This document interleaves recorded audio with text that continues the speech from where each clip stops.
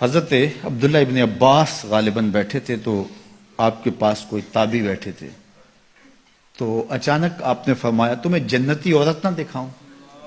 انہوں نے کہا جی دکھائیے. تو کہا وہ جو سیاہ رنگت کی خاتون گزر رہی ہے یہ جنتی ہے. تو انہوں نے کہا وہ کیسے؟ کہا ایک دن یہ حضور کے پاس آئی اور آقا کریم سے کہنے لگی حضور میرے لیے دعا کر دیجیے، مجھے مرگی کے دورے پڑتے ہیں تو میں گر پڑتی ہوں، تو آپ میرے لیے دعا کر دیجئے میں اس بیماری سے بچ جاؤں.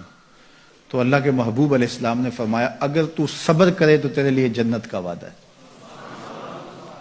آپ کہو تو میں دعا کر دیتا ہوں تم ٹھیک ہو جاؤ گی، لیکن اگر تم صبر کرو تو جنت کا وعدہ ہے. تو اس نے کہا ٹھیک ہے مجھے منظور ہے، جنت وعدہ ٹھیک ہے، لیکن جب میں گرتی ہوں تو میرا پردہ کھل جاتا ہے، عورت ذات ہوں. چلو ٹھیک ہے بیماری رہے گروں بھی، لیکن اتنی دعا تو کر دیں کہ پردہ نہ کھلے. تو اللہ کے محبوب نے فرمایا ہاں یہ دعا میں کر دیتا ہوں. کہا کہ مرگی کے دورے سے اب بھی پڑھتے ہیں، اب بھی گر جاتی ہے، لیکن اللہ اس کے پردے کی حفاظت کرتا ہے. اللہ اکبر. تو پردہ کتنی اہم چیز ہے، اور ہمارا دین ہمیں اس کی تلقین کرتا ہے کہ تمہارا حیا نہیں لٹنا چاہیے، تمہارے پردے کی حفاظت رہنی چاہیے. حیا دین ہے، اور حیا کے ساتھ اسلام کا تعلق کتنا گہرا ہے کہ یہ دونوں جڑی ہوئی چیزیں ہیں. ایک رخصت شے ہوتی ہے تو دوسری بھی رخصت ہوتی ہے.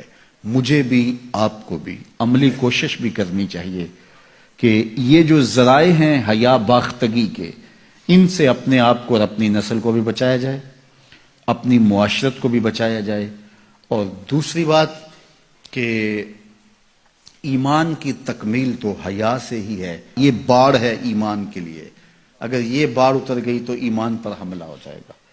تو ہم مغرب کی نقالی میں اس کو ترقی نہ سمجھیں. اگر حیا باختگی لباس مختصر بلکہ اتار دیا جانا یہ ترقی اور کامیابی ہوتی تو پھر تو کعبہ اللہ کا ننگے طواف لوگ کیا کرتے تھے، وہ ترقی یافتہ ہوتے.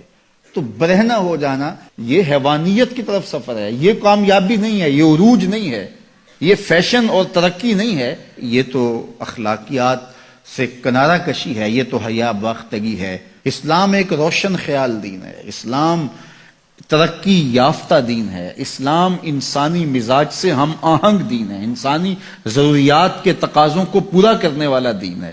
انسانیت سے، ہمارے مزاج سے، ہماری فطرت سے ہٹ کر کوئی دین نہیں ہے. تو نفس کی تسکین اور ہے، روح کی تسکین اور ہے. تو جوانی کے دور کے اندر نوجوان کی زندگی کی کچھ ترجیحات ہوتی ہیں، لیکن بعد کے اندر وہ خود سمجھ رہا ہوتا ہے کہ میں یہ غلط ہوں.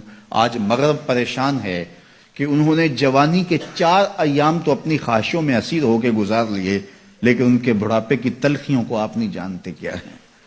تو مغرب کے سانچے میں ڈھلنے کی کوشش نہ کرو. وہ اقبال نے کہا تھا نئی تہذیب تکلف کے سوا کچھ بھی نہیں، چہرہ جو نہ روشن ہو کہ تو کیا حاجت گلگو نہ فروش. اندر کچھ ہو ہی نہ اور اوپر میک اپ کیا ہوا ہو تو وہ تو کبھی اترے گا، جب اترے گا تو نیچے سے کیا بلا نکلے گی. تو یہ مغرب کی تہذیب ایک میک اپ ہے، جب اترتا ہے تو نیچے سے بلائیں برآمد ہوتی ہیں. اور وہ بڑھاپے میں جا کے ان کی حالت دیکھو کہ وہ کتنی تلخ عجیب اور پریشان کن زندگی گزار رہے ہیں. لیکن مومن کی زندگی میں بظاہر تلخیاں بھی ہوں لیکن اس کا چہرہ روشن ہی آپ کو دکھائی دے گا اگر وہ اسلام کے دیے ہوئے اصولوں کے مطابق چلتا ہے. تو مشرق کو کبھی بھی مغرب کی نقالی نہیں کرنی چاہیے. مغرب تو اس مصیبت سے جان چھڑانا چاہتا ہے، لیکن ان کی معاشرت اس طرز کی بن گئی ہے کہ جان چھوٹنے نہیں پا رہی، اور جہاں سے وہ نکلنا چاہتا ہے وہاں سے ہم داخل کیوں ہونا چاہتے ہیں. تو میری بیٹی، میری بہن، تو مغرب کی بیٹی نہیں ہے، تو مشرق کی شہزادی ہے. تیرا برقع، تیری چادر، تیرا حجاب تیری آبرو کا پہرا ہے. جب تو سمٹتی ہے تو معاشرہ پھیلتا ہے. تیرا حیا ہی تیری زندگی کا تیور ہے اور یہی تیرا نور ہے. اور نوجوان کی آنکھوں کے شرم و حیا کے تلے عبادت کی لذت رکھی گئی ہے.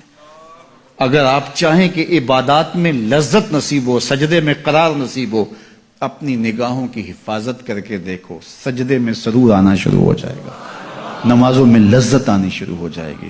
تو اللہ ہمیں حیا کے جوہر سے مالا مال فرمائے.